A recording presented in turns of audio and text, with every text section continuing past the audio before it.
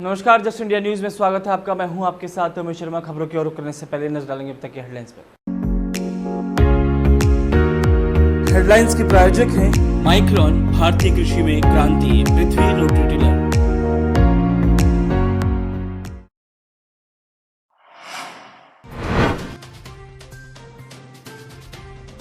31,000 के पार पहुंचा कोरोना पीड़ितों का आंकड़ा। कोरोना ने ली 1,000 से ज्यादा लोगों की जान। हरियाणा के गुरुग्राम से 3 नए मामले आए सामने।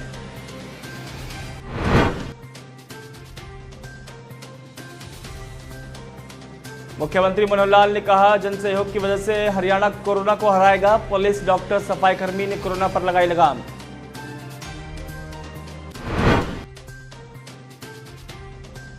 पूर्व मुख्यमंत्री भूपेंद्र सिंह हुड्डा ने कहा कि किसानों की समस्याओं का जल्द समाधान करे मनोहर सरकार। गेहूं और सरसों की पूरी खरीद सुनिश्चित करे सरकार।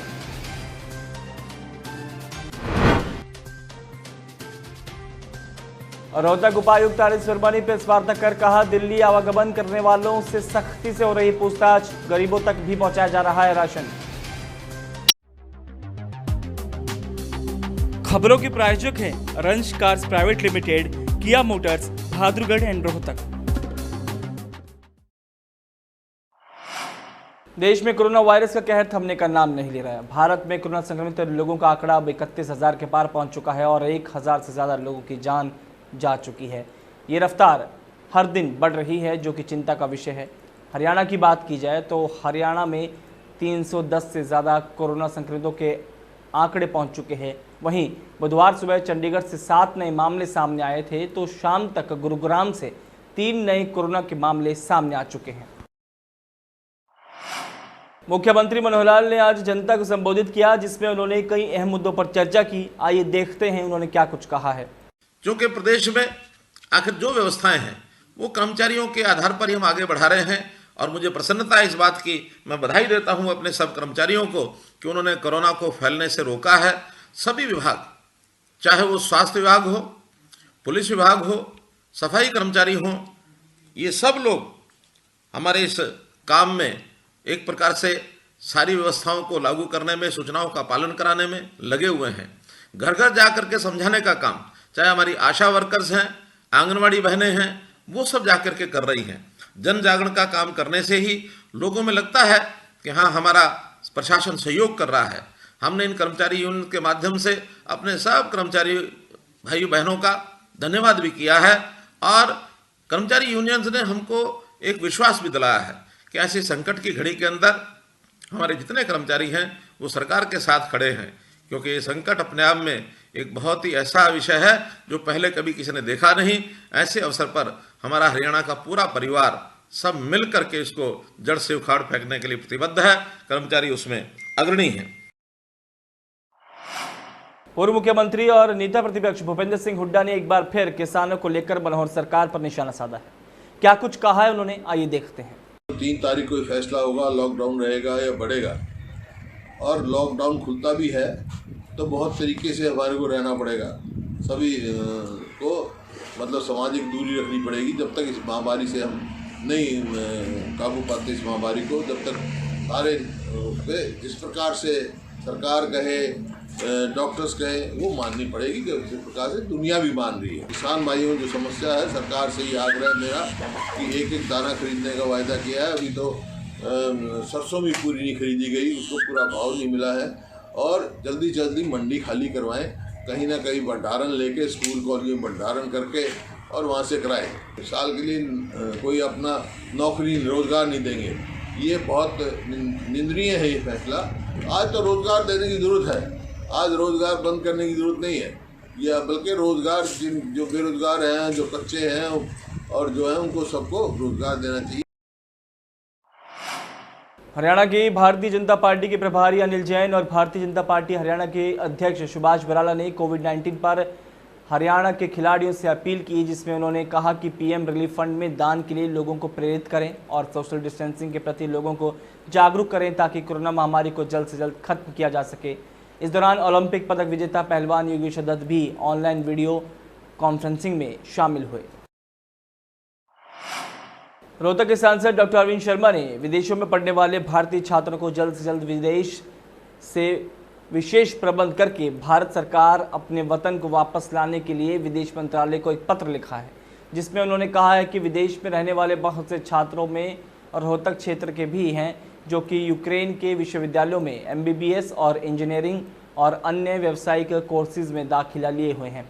सांसद अरविंद शर्मा ने उन सभी को कोविड-19 महामारी फैलने के कारण भारत के विदेश मंत्रालय और नगर विमानन मंत्रालयों से आग्रह किया है कि उन्हें जल्द से जल्द भारत वापस लाया जाए, क्योंकि कोविड-19 महामारी के कारण देश में विदेशों से आने वाली उड़ानों को अनिश्चित काल के लिए रद्द किया गया है, जिसके कारण उनको देश वापसी के लिए देरी हो रही है। डॉक्टर शर्मा ने तब तक भारत सरकार से आग्रह किया है कि भारतीय छात्रों को विदेशों में उनके स्वास्थ्य और सुरक्षित जीवन के लिए विशेष कदम उठाए जाएं। डॉक्टर शर्मा लगातार भारत सरकार के संबंधित मंत्रालयों से संपर्क बनाए हुए हैं और विदेशों में भारतीय छात्रों को होने वाली समस्याओं से भी संबंधित मंत्रालयों को भी अवगत कराया जा रहा है।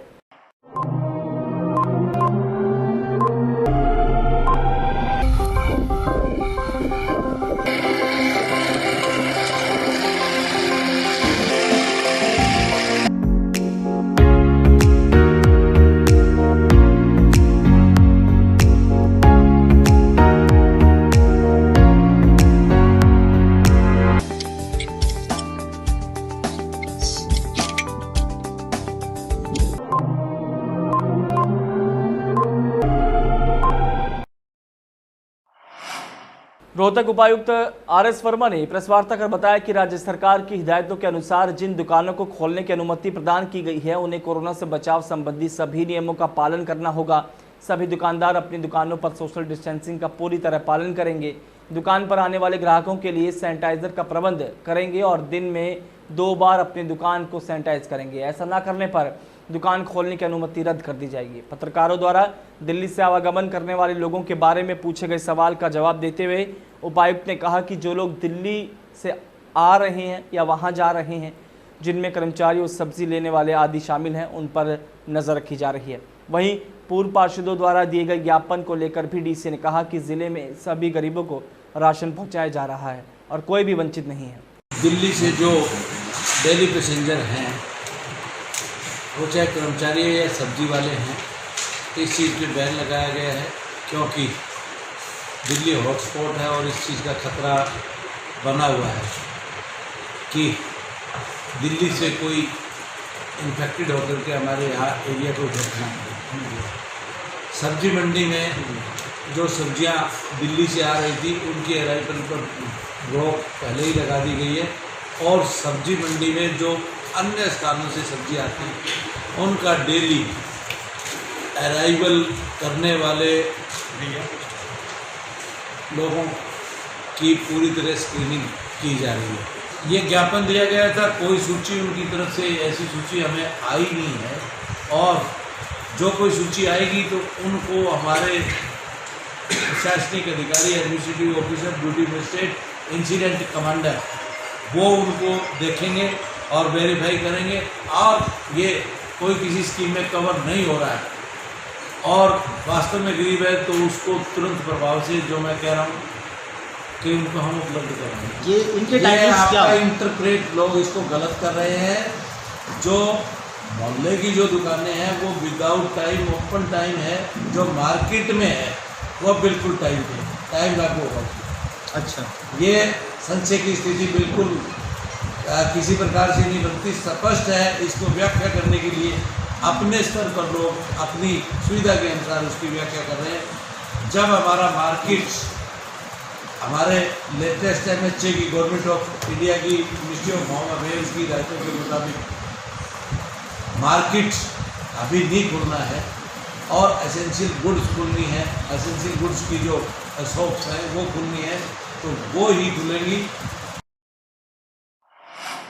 खबरों के प्रायोजक हैं Oscar super speciality hospital and trauma centre. पूर्व निगम पार्षद अशोक खुराना ने कहा है कि रोहतक की समाज सेवी संस्थाएं और कुछ चुनिंदा संपन्न लोगों के सहयोग से कोरोना से अभी तक लड़ाई लड़ी जा सकी है। इस दौरान प्रशासन अपेक्षित और प्रभावी भूमिका निभाने में विफल रहा है। उन्होंने कहा कि समाज सेवी संस्थाएं व्यापक जन सहयोग से प्रतिदिन हजारों लोगों को और उनके आवास और भोजन की व्यवस्था कर रही है। लेकिन अब महीने बाद उनके संसाधन भी कम पड़ने लगे हैं। खुराना ने कहा कि किसी भी आपदा से निपटने में जनता को सहयोग करती तो है ही, लेकिन सर्वाधिक महत्वपूर्ण भूमिका सरकार की होती है। उन्होंने कहा कि रोहतक प्रशासन के पास तो प्रवासी श्रमिकों के पूरे आंकड़े भी नहीं हैं। सोशल मीडिया में इस तरह की खबरें आ रही हैं कि उनके प्रवासी मजदूरों को भोजन भी नहीं मिल रहा है। रोहतक के भिवानी रोड स्थित जन सेवा संस्थान ने राशन और भोजन वितरण में सेवा देने वाले स्वयंसेवकों को सम्मानित किया है। सम्मानित करते हुए सोशल डिस्टेंसिंग का पूरा ध्यान रखा गया। LPS बाजार के MD राजेश जैन, मेयर मनमोहन गोयल, नवीन जैन और RSS के प्रांत प्रचारक विजय और प्रांत कार्यवाहक सुभाष आहूजा विशेष रूप से स्वयंसेवकों को सम्मानित करने के लिए जनसेवा संस्थान के प्रांगण में उपस्थित हुए। संस्था के संचालक और अध्यक्ष डॉक्टर स्वामी परमानंद ने कहा कि अब तक की सेवाओं में अनेकों स्वयंसेवकों ने दिन रात मेहनत की है। इन्हीं की बदौलत जनसेवा संस्थान पिछले 35 दिन के अंतराल में लगभग 4 लाख खाने के पैकेट ज़रूरतमंद लोगों तक पहुंचा चुका है। ये लंबी लड़ाई है, इसलिए इस सेवा कार्य में स्वयंसेवकों का उत्साहवर्धन अति आवश्यक है। जब तक ये लड़ाई पूर्णतः विजय पथ पर अग्रसर नहीं हो जाती, तब तक जनसेवा संस्थान के सभी सदस्यगण इस लड़ाई को लड़ने के लिए संकल्पबद्ध हैं। रोहतक में बाबा बंदा बहादुर युवा सेवा दल द्वारा एक रक्तदान शिविर का आयोजन किया गया, जिसमें इसकी शुरुआत पूर्व मंत्री मनीष ग्रोवर और समापन महेंद्र पाल, अतिरिक्त डिप्टी कमिश्नर रोहतक द्वारा की गई। रक्तदान के दौरान ब्लड बैंक के इंचार्ज डॉक्टर गजेंद्र सिंह और रेड क्रॉस के सेक्रेटरी देवेंद्र चहल ने रक्तदाताओं का उत्साह बढ़ाया और आज के रक्तदान में 53 बच्चों ने अपना रक्तदान दिया। बाबा बंदा बहादुर युवा दल के प्रधान अशोक ठुकराल ने प्रशासन को आश्वासन दिया कि पहले भी बाबा बंदा बहादुर युवा सेवा दल रोहतक समय समय पर प्रशासन का सहयोग करता रहा है और भविष्य में भी जब भी प्रशासन को रक्त की जरूरत पड़ेगी, युवा दल के साथ ही पीछे नहीं हटेंगे। रोहतक जिले के रेड क्रॉस सोसाइटी और सामाजिक संस्थाओं की ओर से रक्तदान शिविर का आयोजन किया गया, जिसमें 43 रक्तदाताओं ने रक्तदान किया और 23,000 खाने के पैकेट वितरित किए गए। साथ ही 500 परिवारों को सूखा राशन वितरित किया और सार्वजनिक क्षेत्र में सैनिटाइज किया गया और मास्क वितरित किए गए।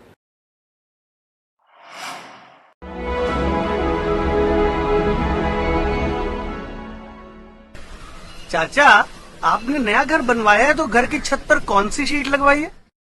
बेटा, मैंने अपने घर की छत पर एशियन शीट लगवाई है, क्योंकि वो कभी न मिटने वाले ओरिजिनल निशान की चादरें हैं। साथ में ISI का चिन्ह, 5 साल की वारंटी के साथ साथ पैसों का सही मूल्य देने वाली वही इकलौती शीट्स है।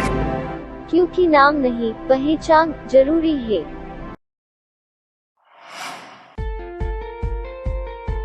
Be Fast Fit, India's fastest growing fitness chain, now at Rohtak D Park and biggest fitness club. Services like cardio, full strength and free weight stations, CrossFit, group classes, aerobics, yoga, Tabata training, high intensity training with professional trainers, steam bath and sauna bath. Be Fast Fit, be the best of yourself. Right to addition reserved.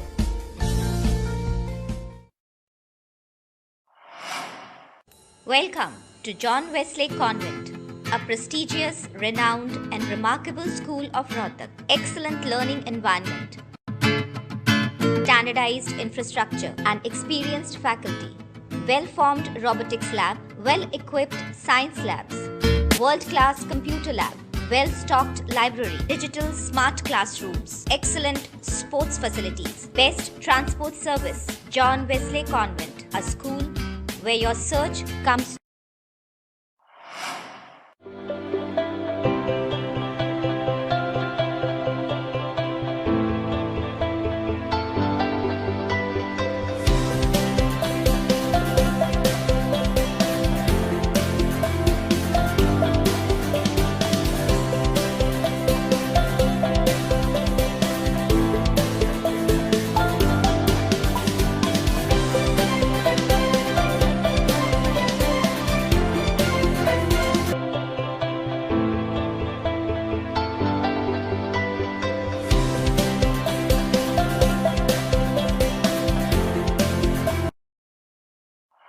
इस bulletin flag नहीं, दीजिए इजाजत, नमस्कार।